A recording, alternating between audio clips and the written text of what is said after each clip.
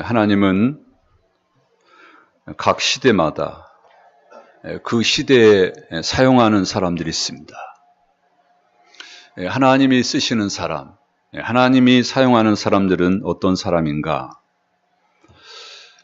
어떤 경우에는 굉장히 똑똑하고 잘난 사람을 쓰셔요. 구약시대 대표적으로 모세, 솔로몬을 들 수 있겠죠. 신약시대에는 사도 바울을 들 수 있겠습니다. 하나님은 연약한 사람도 쓰십니다. 부족한 사람도 쓰시고요. 특별히 사사들 가운데 그런 사람들이 많아요. 농사꾼, 목동, 왼손잡이, 여자.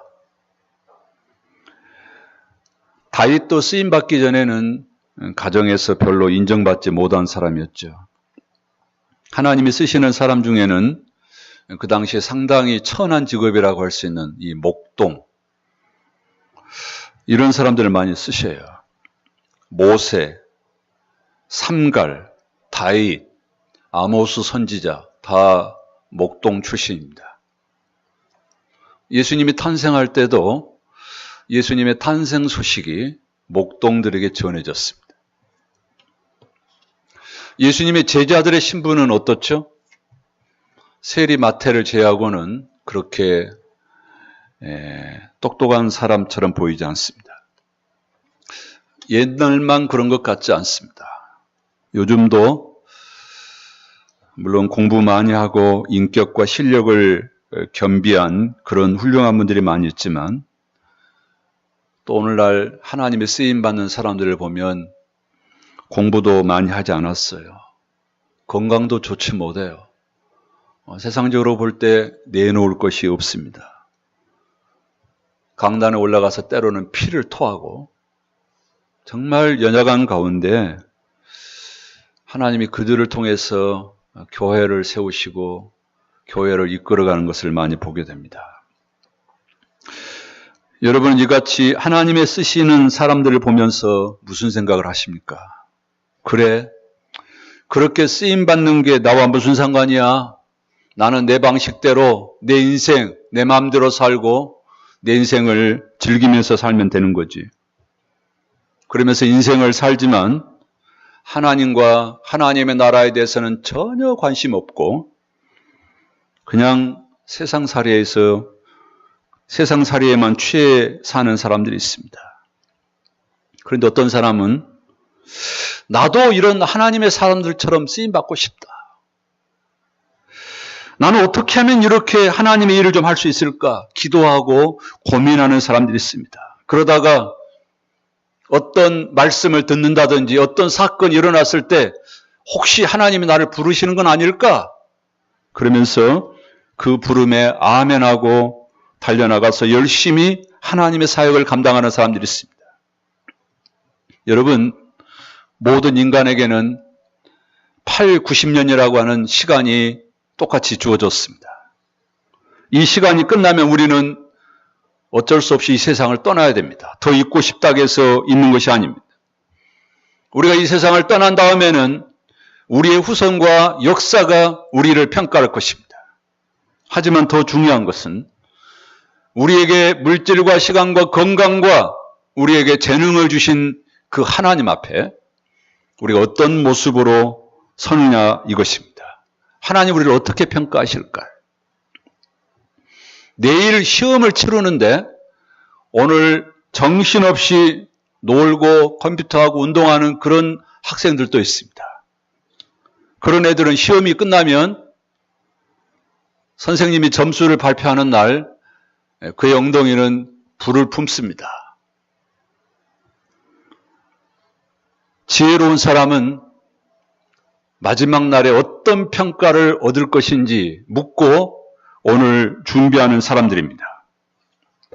그동안 저는 엘리야에 대한 긴 얘기를 했습니다. 하나님께서 엘리야를 어떻게 사용하셨는지에 대해서 살펴보았습니다. 엘리야가 쓰임받았던 그 시대, 참 어려운 시대였습니다. 나라가 말이 아니었습니다. 오늘날 요즘식으로 표현하자면 대통령과 대통령 부인이 나라를 혼란스럽게 만드는 주범이었습니다. 자연재앙도 많고 먹고 살기가 힘들었습니다. 거기다가 신앙생활 하기도 어려웠습니다. 교회를 가면 잡아다가 고문을 시키고 죽이는 시대였습니다. 그런 시대에 하나님은 엘리야를 통해서 크신 역사를 이루어 가셨습니다. 여러분, 하나님께서 엘리야를 통해서 이루고자 하신 그 사역이 뭐였죠? 하나님께서 까마귀를 보내시고 죽은 사람을 살려내시고 엘리야가 기도하면 하늘에서 불이 떨어지고 그리고 비가 오고 하나님은 왜 이런 일들을 하게 하셨죠? 그건 단지 엘리야 혼자 신비적인 체험을 하게 하는 그 목적이 있지 않습니다. 하나님은 그 엘리야를 통해서 그 시대에 잠자고 죽어있던 영혼들, 그들을 살려내시고 그들을 새롭게 하기 위해서였습니다. 내 백성들아, 나 여호와 너희 하나님은 지금도 너희들을 사랑하고 있다. 너희들이 언제까지 그렇게 살 거냐? 이제 돌아와야 하지 않겠느냐. 그러면서 하나님은 당신의 살아계심을 엘리야를 통해서 보여주셨습니다. 그래서 많은 사람들이 이 엘리야를 통해서 하나님께 돌아왔습니다. 여러분, 이제 엘리야의 시대가 끝났습니다. 여러분, 사람은 자기가 일할 시대가 있어요. 그 시대가 끝나면 일하고 싶어도 일할 수가 없습니다. 생각도 안 따라주고, 생각은 되지만 우리 몸이 안 따라줘요. 그거 할 수 없습니다. 그래서요, 일할 수 없는 밤이 속효리라, 그런 찬송가도 있잖아요. 젊은 사람들, 여러분의 젊음이 언제까지 그렇게 계속될지 알 수 없습니다. 하나님께서 기회를 주셨을 때 그 기회를 잘 붙잡기를 바랍니다. 엘리야 시대는 가고 이제 새로운 시대가 도래했습니다. 그 악한 아합 왕이 죽었습니다. 그의 아들 아하시아도 2년 동안 왕살이 하다가 죽었습니다. 아하시아가 죽은 다음에 그의 동생 여호람, 성경에는 요람이라고 돼요. 그 여호람이 이스라엘의 왕이 됐습니다. 본래 이스라엘에서 왕이 죽으면 그의 아들이 왕이 되는데 아하시아가 죽은 다음에 왜 동생이 왕이 됐느냐? 아하시아가 자식이 없이 죽었기 때문입니다. 왕이 바뀌면서 나라도 바뀌었습니다. 어떤 변화가 있었는지 우리 한번 3장 앞부분에 한번 살펴보겠습니다. 엘리사가 사역했을 당시의 시대적인 상황입니다. 간략하게 기록됐습니다. 3장 1절, 유다의 여호사밧 왕 18째 해에 아합의 아들 여호람, 이는 아하시아의 동생이에요. 여호람이 사마리아에서 이스라엘을 12해 동안 다스리니라. 그가 여호와 보시기에 악을 행하였으나 그의 부모와 같이 하지는 아니하였으니 이는 그가 그의 아버지가 만든 바알의 주상을 없이 하였음이라. 그러나 그가 느바스의 아들 여로보암이 이스라엘에게 범하게 한 그 죄를 따라 행하고 떠나지 아니하였더라. 여호람은 아버지 아합 왕과 같이 않았다고 그랬어요. 그렇게 악독한 왕은 아니었다고 그랬습니다. 그래서 그는 부모가 세운 주상, 기둥 우상이죠. 그것들을 다 때려 부셨대요. 대단한 일이죠. 아버지가 세운 우상들을 때려 부셨으니. 그래서요, 주변이 많이 깨끗했겠죠? 하지만 그의 내면은 아직 온전히 바뀌지 않은 것 같습니다. 이 왕은 아버지처럼 여호와 보시기에 악을 행한 자라고 말합니다. 그리고 3절에 여로보암이 이스라엘에게 범하게 한 그 죄를 따라 행하고 떠나지 않았다고 지적합니다. 그러지만 세상은 많이 바뀌었습니다. 이렇게 세상이 바뀌고 또 새로운 시대가 왔을 때에 하나님은 새로운 한 사람을 들어 쓰십니다. 그가 바로 엘리사입니다. 하나님은 각 시대마다 그 시대에 맞는 사람들을 불러 쓰십니다. 아합 왕 시대에는 엘리야를 들어 쓰셨는데 이제는 엘리사를 사용하십니다. 다 이유가 있죠? 그것을 살펴보도록 하겠습니다. 제가 누차 강조를 드리지만 성경을 읽거나 성경을 볼 때에 우리가 너무 사람 개인에게 관심을 가지시면 안 됩니다. 엘리야, 엘리사 그 개인에게 너무 집중하면 안 됩니다. 우리의 관심은 어디에 있어요? 그 배후에 엘리야와 엘리사를 어떻게 인도하시는지 그 하나님에게 관심을 가져야 됩니다. 만일 우리가 사람에게만 집중하면 성경은 금방 지루해 줄 수 있습니다. 그리고 여러분, 성경은 위인전이 아닙니다. 유명한 사람들의 얘기를 모아놓은 책이 성경이 아니에요. 성경은 하나님께서 수많은 사람들을 어떻게 사용하고 계시는지 말씀해 주는 책입니다. 그래서요, 성경을 볼 때에 한 인물에 관심을 갖기보다는 그 인물 배후에 계시는 하나님, 그 하나님이 이를 어떻게, 어떤 상황에서 사용하시는지를 보시라는 말씀입니다. 그 유명한 엘리야가 떠났습니다. 그런데 이 엘리야는 엘리사에게 어떤 존재였죠? 엘리사가 목회자로 부름을 받은 것은 사실 엘리야 때문이었습니다. 그리고 엘리사는 엘리야를 섬기면서 목회자로 훈련을 받았습니다. 엘리야의 스승이었죠. 엘리사의 스승이었죠. 또 엘리야는 엘리사의 든든한 후원자였습니다. 엘리사가 본래 넉넉한 집안 출신이었잖아요. 그런데 집을 떠난 뒤에 그는 엘리야의 후원을 입으면서 살았습니다. 이렇게 자신을 목회자의 길로 돌아서게 하고 자기를 훈련시켰고 자기의 든든한 후원자 엘리야가 떠났습니다. 어떻게 해야 되죠? 엘리사는 이제 홀로 서기를 해야 됩니다. 아니, 그 이전부터 이것을 준비해 왔어야 했겠죠.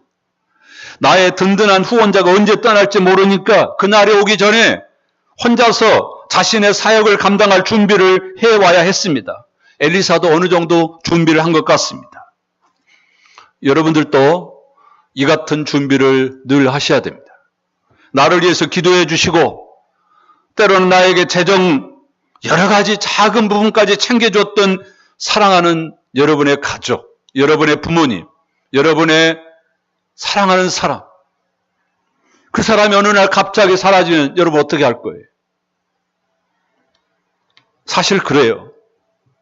우리의 건강 믿을 수 없습니다. 여러분이 그토록 믿었던 그 사람이 어느 날 하루아침에 무슨 일이 일어날지 알 수 없습니다. 우리는 우리 주변에서 그런 사람들 너무나 많이 봐요. 근데 우리는 그 일이 우리 가정에서는 일어나지 않는다고 생각하고 있어요. 그러다가 어느 날 그 일이 터지면 세상에 왜 하필이면 왜 나에게?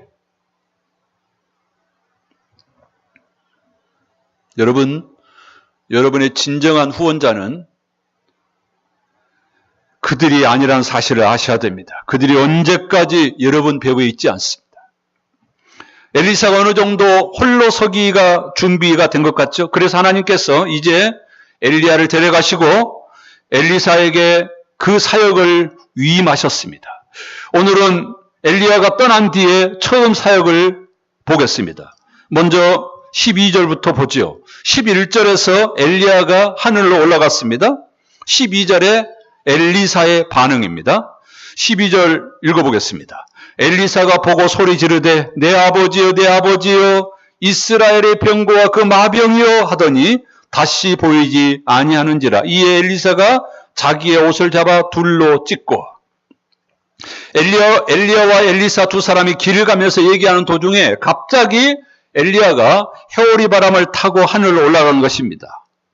엘리야가 들림받는다는 얘기를 이미 들어서 알고 있지만 너무나 갑작스러운 일이기 때문에 엘리사는 깜짝 놀랐습니다. 깜짝 놀라면서 뭐라고 불러요? 내 아버지요, 내 아버지요. 누구에게 부르는 이름이죠? 엘리야를 향해서 부르는 이름입니다. 엘리사는 엘리야에게 아버지라고 불렀어요. 엘리야는 엘리사에게 아버지와 같은 존재라는 얘기죠. 또 이스라엘의 병거와 마병이요. 뭔 말이에요? 이 말도 엘리야를 두고 하는 말입니다. 엘리야라고 하는 사람은 그 당시 이스라엘의 병거와 마병 같은 존재였습니다. 이 말은 무슨 얘기냐면 엘리야가 바로 이스라엘을 지키고 이스라엘을 보호했다는 그런 얘기지요. 물론 이스라엘을 지키시고 보호하시는 분은 여호와 하나님이셨습니다. 그러나 이제 사역을 시작하는 엘리사의 눈에는 그동안 이스라엘이 어떻게 하나님의 보호를 받았느냐? 바로 저 엘리야 때문이었다. 엘리야는 자기 아버지와 같았고 또 이스라엘을 든든히 지키는 병거와 마병처럼 보였다는 것이죠. 내 아버지여, 내 아버지여, 이스라엘의 병거와 마병이여. 이 표현이 나중에 또 나와요. 한 번 더 찾아볼까요? 우리 13장을 한번 보겠습니다. 열왕기하 13장 14절. 이 똑같은 말이 뒤에 또 나와요. 13장 14절. 엘리사가 죽을 병이 들매 이스라엘의 왕 요아스가 그에게로 내려와 자기의 얼굴에 눈물을 흘리며 이르되, 다 같이 읽어볼까요? 내 아버지여, 내 아버지여, 이스라엘의 병거와 마병이여 하매. 이제는 엘리사가 죽어갈 때가 됐습니다. 그 당시 이스라엘 왕 요아스, 그는 악한 왕이었습니다. 그런데 그도요, 엘리사처럼 똑같이 엘리사를 향해서 뭐라고 불렀어요? 내 아버지요, 내 아버지요, 이스라엘의 병거와 마병이요. 이 요아스 왕도 지금까지 엘리사의 사역을 보면서 엘리사는 우리 이스라엘의, 아니 자신의 아버지와 같은 존재였고 이스라엘을 보호하는 그런 후원자와 같은 존재였다는 얘기죠. 그가 죽게 생겼으니 얼마나 안타까웠겠어요. 여러분, 이스라엘 역사에서 엘리야나 엘리사는 정말 이스라엘 백성들에게 아버지와 같은 존재였고 이스라엘을 지키는 병거와 마병과 같은 존재였습니다. 북이스라엘에는 19명의 왕이 있었습니다. 그런데 그 왕 19명 모두가 선한 왕은 하나도 없습니다. 왕들이 한결같이 악하고 패역하고 하나님을 섬기는 이스라엘을 우상숭배로 만들어버렸습니다. 이런 나라가 어떻게 망하지 않고 견뎌올 수 있었겠어요? 하나님은 이런 시대에 엘리야와 엘리사와 같은 사람들을 통해서 그 나라를 붙들어 오고 계신 것입니다. 여러분, 우리가 이 세상을 살아가면서 우리의 희망이 어디에 있습니까? 누가 여러분의 희망이고 여러분의 소망입니까? 그렇습니다. 하나님을 두려워할 줄 알고 그 하나님 앞에서 겸손히 서는 사람들입니다. 그들이 있으면 그 나라는 결코 망하지 않습니다. 그런 지도자를 우리가 바로 세워야 할 줄로 믿습니다. 그리고 여러분들이 그런 지도자들이 되시길 바랍니다. 이 세상의 정치, 경제, 국방, 세상 사람들의 손에 달려있지 않습니다. 여러분, 트럼프가 한국을 지켜주지 않습니다. 문재인 대통령이 한국을 지키는 게 아닙니다. 이 대한민국 땅은 하나님의 손에 달려있고 바로 하나님의 사람들의 손에 달려 있습니다. 믿으시나요? 세상이 요란해도 하나님의 사람들이 신실하게 하나님을 바라보고 의지한다면 이 나라는 넘어질 수 없어요. 그 사람들이 누구예요? 바로 저와 여러분인 줄로 믿습니다. 하나님은 지금 저와 여러분을 지켜보고 계십니다. 하나님이 여러분들을 믿을 수 있다면 이 나라는 괜찮을 것입니다. 하지만 믿을 수 없다면 이 나라는 위험에 처할 수밖에 없습니다. 엘리야와 엘리사 같은 훌륭한 선지자들 덕분에 이 어려운 가운데서도 나라는 지탱이 되었지만 나중에는 어떻게 돼요? 이 나라가 망합니다. 왜요? 하나님의 사람들이 점점 사라지는 거예요. 점점 하나님을 떠납니다. 그래서 BC 721년에 이스라엘 백성은 아수르에 멸망합니다. 사랑하는 성도 여러분, 엘리야와 엘리사와 같은 훌륭한 선지자들 덕분에 그 나라는 어려운 가운데서도 지탱이 되었습니다. 김정은의 핵위협, 전쟁 운운, 여러분 여기에 대해서 염려할 것이 아니고 우리가 염려해야 될 것은 뭐예요? 우리의 믿음입니다. 저와 여러분의 믿음입니다. 엘리사는 그렇게 든든한 후원자요 보호자인 엘리야를 잃어버리고 너무나 안타까워서 자기 옷을 잡아 찢었대. 지금은 추하다고 그렇게 하지 않는데 우리나라에도 옛날에 부모님이 돌아가시면 어떻게 했죠? 여성들은 머리를 풀어 헤쳤습니다. 굉장히 보기 흉했죠. 그러나 옛날에는 그렇게 자기 슬픔을 표현했습니다. 이스라엘 백성들은 슬픔을 뭘로 표현해요? 옷을 찢어요. 슬프다는 거예요. 엘리야가 옷을 잡아 찢으면서 슬퍼하고 있는데 하늘로 올라갔던 엘리야의 몸에서 엘리야의 겉옷이 떨어졌습니다. 이 겉옷이 묻은 옷이죠. 엘리야의 겉옷이 묻은 옷이 무슨 옷이에요? 이 겉옷은 엘리야가 처음 하나님의 부름을 받았을 때 걸쳤던 옷입니다. 엘리사가 밭을 갈고 있을 때에 엘리야가 와가지고 자기 겉옷을 엘리사의 옷에 걸쳐줬습니다.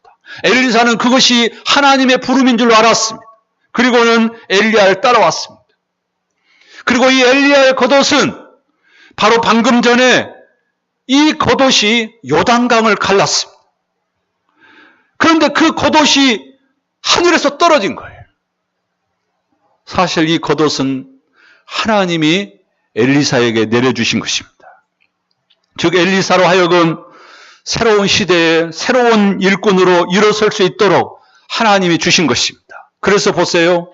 2장 14절 엘리야의 몸에서 떨어진 그의 겉옷을 가지고 요단 강물을 치며 이르되 엘리야의 하나님 여호와는 어디 계시니까 하고 그도 물을 치며 물이 이리저리 갈라지고 엘리사가 건너니라. 여기 엘리사의 하나님이 아니고 누구의 하나님이라고요? 엘리야의 하나님이라고 불러요. 이 말이 여러분 어떻게 들립니까? 엘리사가 나의 하나님 이렇게 부른 게 아니라 엘리야의 하나님은 어디 계십니까? 이렇게 불러요. 이 말이 어떻게 들립니까? 저는 이렇게 들렸습니다. 하나님은 그동안 엘리야와 함께 하지 않았습니까? 그런데 그 엘리야는 하늘로 올라가 버렸습니다. 이제 이 땅에서는 하나님의 능력이 끝났습니까?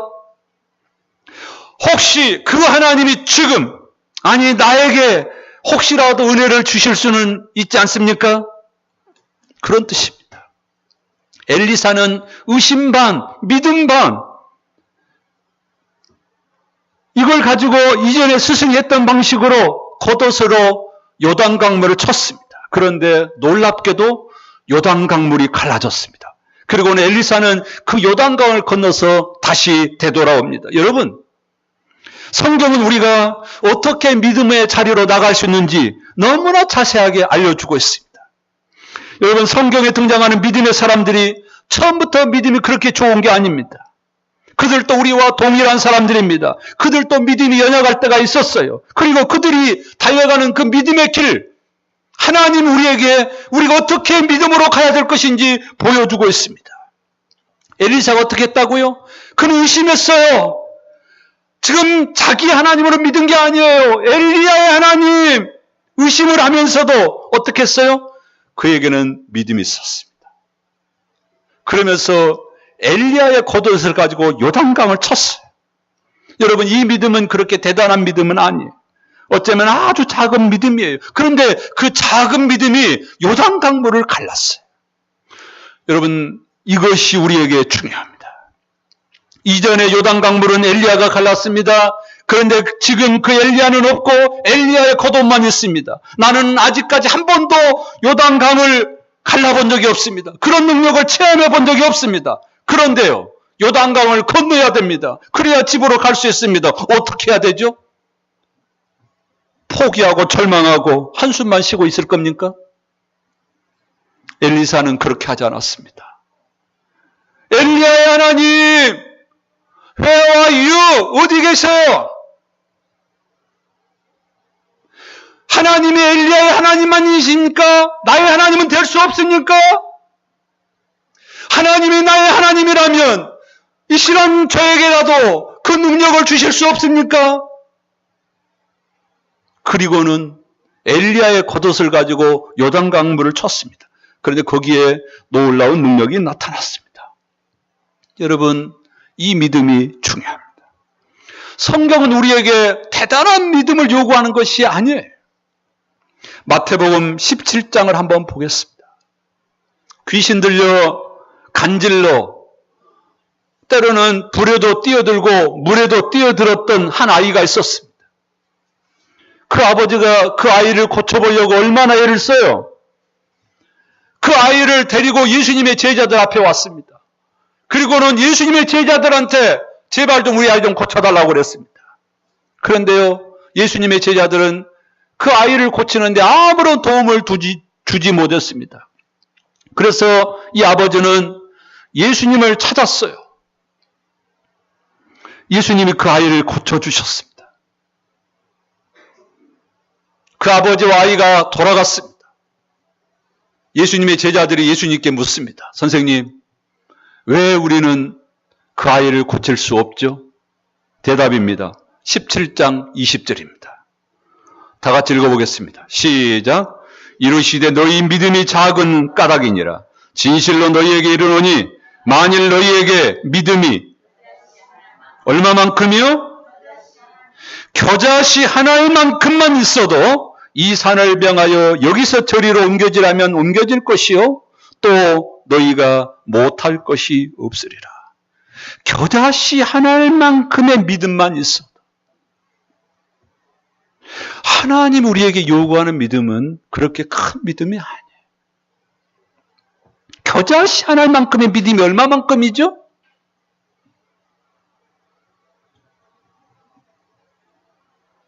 모르기는 몰라도 엘리야의 겉옷이 아니라 엘리사가 자기 옷을 벗어가지고 요단강을 쳤으면 어땠을까요? 저는 동일한 역사가 일어나라고 믿습니다. 왜죠? 물이 갈라진 것은 엘리야의 겉옷에 무슨 신비한 능력이 있어서 갈라진 것이 아니었습니다. 요단강은 이전에도 갈라진 적이 있었죠. 제사장들이 법궤를 메고 요단강의 강물에 발을 담갔을 때 물이 갈라졌습니다. 제사장들의 발에 무슨 신비한 능력이 있어서인가요? 그 구두에? 아닙니다. 그들의 믿음이 요단강물을 가른 것입니다. 그런데 이때의 믿음은 그렇게 요란한 믿음이 아니래요. 때로는 의심도 해요. 내가 한다고 갈라질까? 그런 의심 가운데서도 어떻게 해요? 요단강에다가 발을 담그고 내 옷이 아니에요. 이전에 이건 엘리야가 갈랐던 거예요. 근데 그 엘리야의 겉옷을 가지고 이게 갈라질까? 그러면서도 어떻게 해요? 강물을 쳐요. 그랬더니 신비하게도 거기 하나님의 기적이 나타났대. 사랑하는 성도 여러분, 우리에게는 어떤 믿음이 있습니까? 현재 여러분이 있는 그 자리에서 한 걸음 믿음으로 달려가시기를 주님의 이름으로 부탁을 드립니다. 어머니에게 역사하신 하나님, 딸에게 일하시고 역사하신 하나님, 저 믿음 좋은 그분에게 임했던 그 하나님 저에게는 하나님의 능력이 나타날 수 없습니까? 그러면서 어떻게 해요? 우리가 믿음으로 바라보고 한 걸음 요단강물을 내가 손으로 치고 요단강물에 내 발을 담그고 그렇게 달려나갈 때 하나님은 여러분 앞에 기적을 보여주시고 능력을 보여주실 줄로 믿습니다. 또 오늘 본문은 하나님의 나라로 부름을 받은 하나님의 사역자에게 그 시대에 필요한 은혜를 부어주신다는 사실도 지적하고 있습니다. 여러분, 엘리사는 앞으로 엘리야 못지않게 하나님의 큰 일을 감당해야 합니다. 그러나 그가 처음부터 대단한 능력을 경험한 사람은 아니에요. 그가 주의 일을 하기 시작하면서부터 계속해서 하나님의 능력을 경험합니다. 실은 저도 그런 경험을 여러 번 합니다. 제가 목회자로 부름을 받지 않았더라면 어떻게 이 일을 할 수 있었을까? 그런 일들이 한두 번이 아닙니다. 제가 이 자리에 있기 때문에 하나님께서 저에게 주신 은혜가 너무나도 많습니다. 저는 이게 너무너무 감사해요. 사랑하는 성도 여러분, 성경에서 강조하는 것이 그것입니다. 하나님께서는 어떤 사람을 부르십니다. 그런데 많은 사람들이 부를 때 뭐라고 변명하죠? 성경에도 많이 등장해요. 모세, 또 다윗, 또 누구죠? 사울. 수많은 사람들이 뭐라고 해요? 하나님 부를 때? 하나님 제가 감히 어떻게 그 일을 할 수 있겠습니까? 저는 안 됩니다. 다는 돼도요. 저만은 안 됩니다. 사람들은 그렇게 변명하고 자꾸 이 핑계 저 핑계를 댑니다. 그러다가요. 마침내 하나님의 부름에 순종합니다. 그런데요. 그들이 그 부름에 순종하자마자 어떻게 해요? 하나님은 그들에게 성령의 감동을 주시고 그들에게 능력을 주셔서 하나님의 역사를 감당하게 하십니다. 그 사람들의 능력 있고 없고의 문제가 아니라는 거예요. 저와 여러분의 능력 있고 없음, 우리의 배움, 우리의 지식, 우리의 경험, 그게 문제가 아니라는 거예요. 사랑하는 성도 여러분, 나의 부족함, 나의 연약함만 보지 마시고 하나님의 위대함을 보시고, 하나님 제가 부족하지만, 하나님 제가 연약하지만 맡겨주셨기에 한번 해볼게요. 그리고요, 달려나가시면 하나님은 우리에게 놀라운 은혜로 함께해 주실 줄로 믿습니다. 엘리사는 의심을 가졌지만 그래도 믿음을 가지고 엘리야의 겉옷으로 요단강을 쳐서 물을 가르고 그 강을 건너서 여리고까지 왔습니다. 여리고에 도착하는데 선지자로 훈련받은 선지자 후보생들이 엘리사를 맞이합니다. 이 선지자 후보생들은 이제 엘리야에게 임했던 성령의 능력이 엘리사에게 임했다는 사실을 알고 그 앞에 엎드립니다. 그런데요, 이 선지자 후보생들이 엘리사에게 이상한 부탁을 하네요. 2장 16절 보겠습니다. 그에게 이르되, 즉 엘리사에게 이르되, 당신의 종들에게 용감한 사람 50명이 있으니 청하건대 그들이 가서 당신의 주인을 찾게 하소서. 염려하건대 여호와의 성령이 그를 들고 가다가 어느 산이나 어느 골짜기에 던지셨을까 하나이다 하니라. 엘리사가 이르되 보내지 말라 하나. 선지자 후보생들이 엘리사에게 뭘 부탁했다고요? 엘리사의 시체를 찾으러 가겠다는 겁니다. 그런데 엘리사는 가지 말라고 그랬어요. 17절에 보면 가지 말라고 하는데도 이 사람들은 강경하게 요청합니다. 워낙 고집을 부리니까 엘리사가 뭐라고 그래요? 그래, 가봐라. 너희들 허탕칠 것이다. 그러면서 보냈습니다. 50명의 선지자 후보생들이 엘리사의 시체를 찾으러 3일 동안 수색을 했습니다. 찾지 못했습니다. 아니, 찾을 수가 없죠. 왜요? 하늘나라로 올라갔는데. 엘리사는 가지 말라고 했는데 이들은 왜 이렇게 고집을 부리죠? 이것이 그 시대 사람들의 신앙 수준이라고 말할 수 있습니다. 그렇다면 이 시대 사람들의 신앙 수준이 어떻다는 거예요? 이 선지자 후보생들은 아직 물론 훈련 중이고 아직 영성이나 신앙의 경험이 적은 것은 어쩔 수 없습니다. 그런데 문제는 너무나 완고하다는 겁니다. 17절 다시 보겠습니다. 무리가 그로 엘리사로 부끄러워하도록 강청했대요. 한두 사람이 아닌 것 같아요. 50명 떼거지로 가가지고 막 엘리사에게 항의한 것 같아요. 그렇게 간곡하게 청원을 하니까 엘리사는 어쩔 수 없이 보낸 것입니다. 분명히 찾지 못하고 헛고생할 줄 알지만 보냈다고 말합니다. 왜 보내요? 그래야 깨닫는 거거든요. 고생하고 깨닫는 것보다 경고의 메시지를 들을 줄 알아야 되는데, 종종 이런 얘기를 한 사람이 있습니다. 목사님, 저는 한다면 하는 사람입니다. 이 말이 좋아요, 안 좋아요? 좋을 수도 있지만 굉장히 또 위험한 말이기도 합니다. 해서는 안 되는 일을 고집 부리고 하면 어떻게 되는 거죠? 억지 부리면 어떻게 되는 거죠? 헛고생하고요.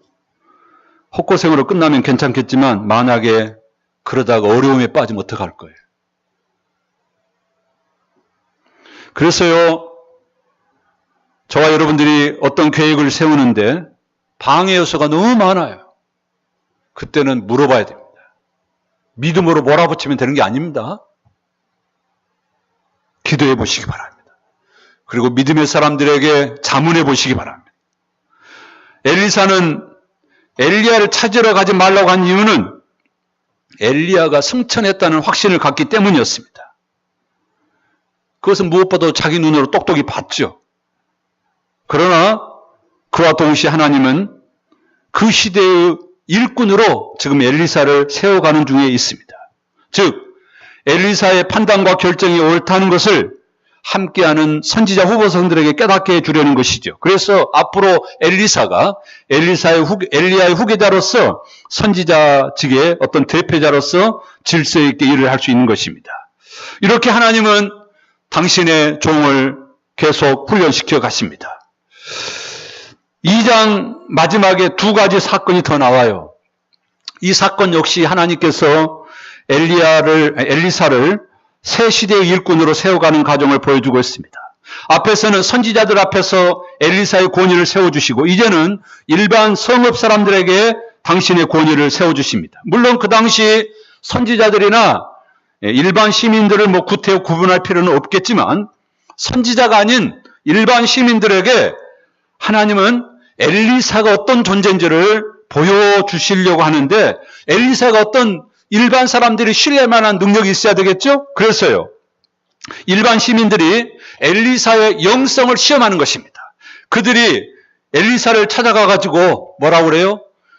이번에는 영적인 문제를 요청하는 것이 아니고 뭐라고 그러죠? 이전에 엘리야도 이런 테스트를 받았죠? 3년 6개월 동안 비가 안 왔잖아요. 근데 엘리야의 기도로 그 땅에 비가 왔습니다. 그랬더니 사람들은 엘리야를 어떻게 받겠어요? 저 사람은 분명히 하나님의 종이다 깨달았겠죠? 그런데 이번에 이 여리고 사람들은 뭐라고 그랬어요? 물을 치유해 달라는 거예요. 이 말은 당신이 하나님의 선지자라면 이 물을 치유해서 자연을 지배하시는 하나님의 능력을 보여달라는 것입니다. 엘리야에게는 참 어려운 숙제죠. 그런데 하나님은 이 새 시대의 일꾼으로 세움을 입도록 이 문제도 해결해 주십니다. 저는 여리고를 가보지 않았는데 자료에 의하면 현재까지도 여리고는 그 여리고 근방에 물들이 아주 좋아가지고 물이 좋으면 주변 경관도 좋고 그리고 사람들도 많이 모여들잖아요. 그래서 여리고가 관광지로 유명하다는 얘기를 듣습니다. 여러분 성경의 기록이 우연이 아니라는 사실을 말씀해 주고 있습니다. 사랑하는 성도 여러분, 이렇게 자연을 치유하신 하나님, 그 하나님께서 자연만 치유하시겠습니까?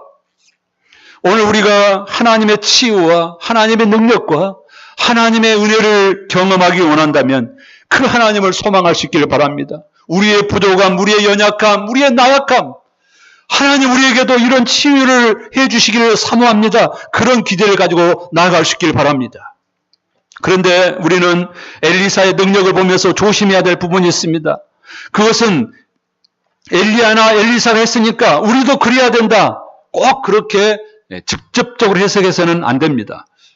혹시 여러분들 가운데 어느 날 저를 조용히 찾아와가지고 우리 목사님께서도 엘리야와 엘리사와 같은 능력이 있는지 혹시 테스트를 해보지 마시길 바랍니다. 여러분 이 시대는 구약 시대가 아닙니다. 그리고 저는 엘리야와 엘리사가 아닙니다. 저는 접니다.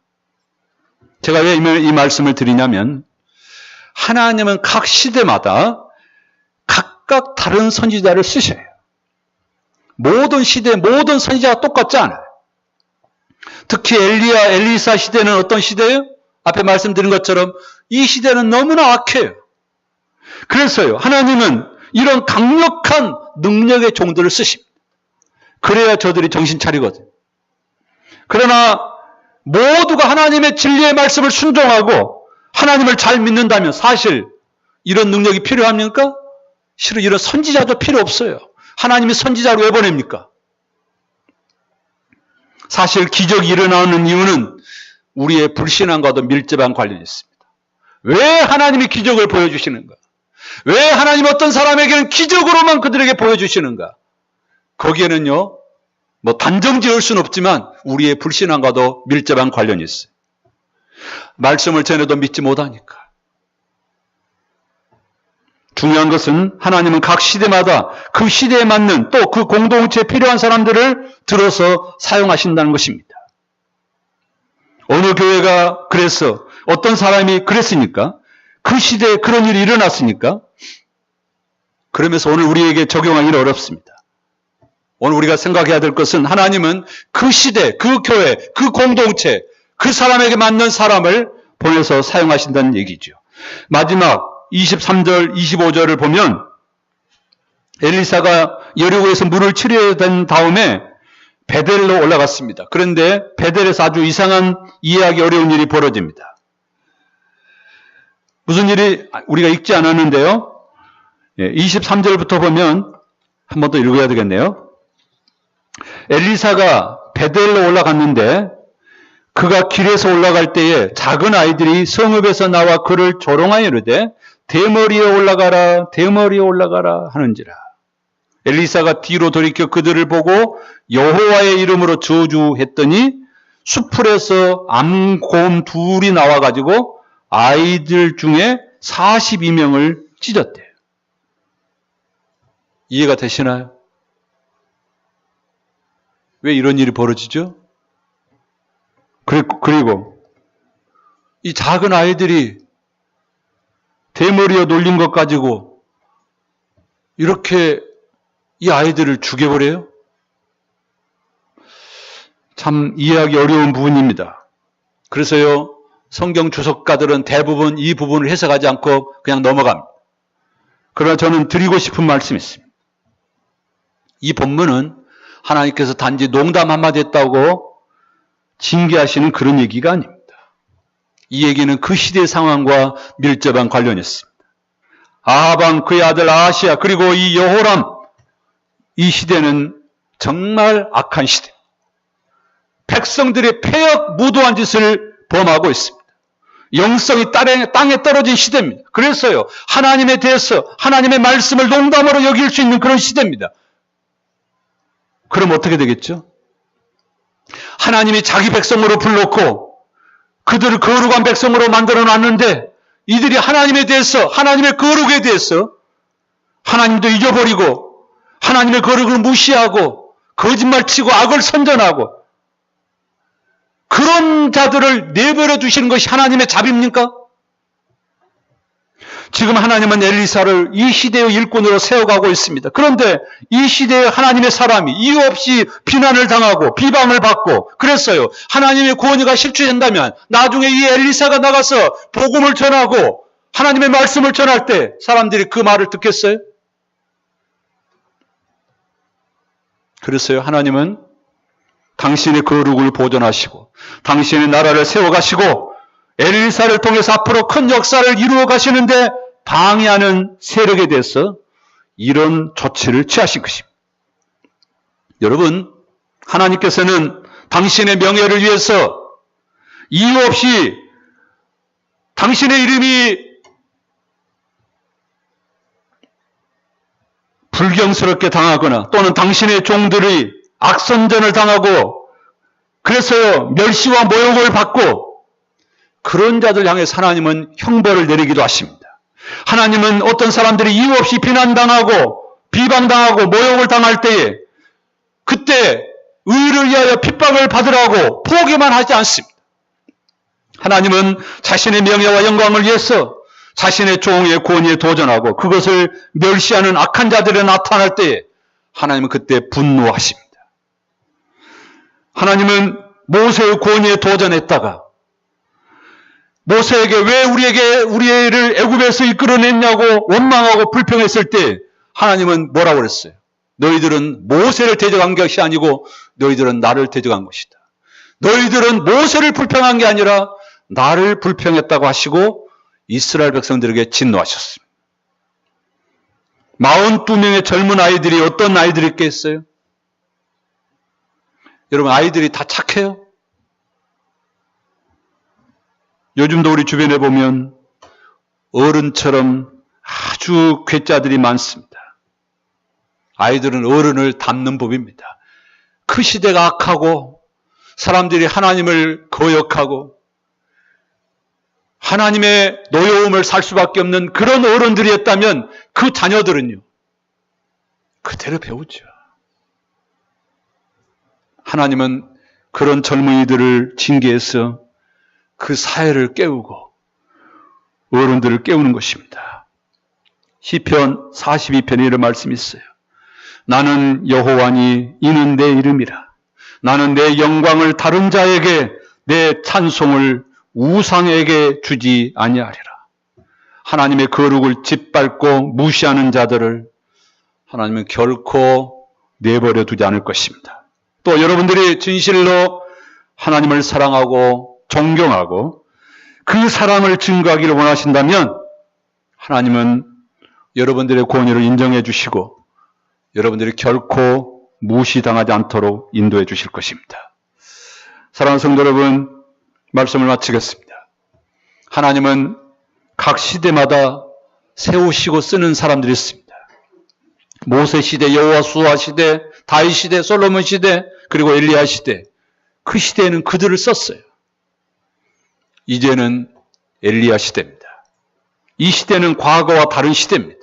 그래서요, 하나님이 새로운 사람을 들어 쓰셔요.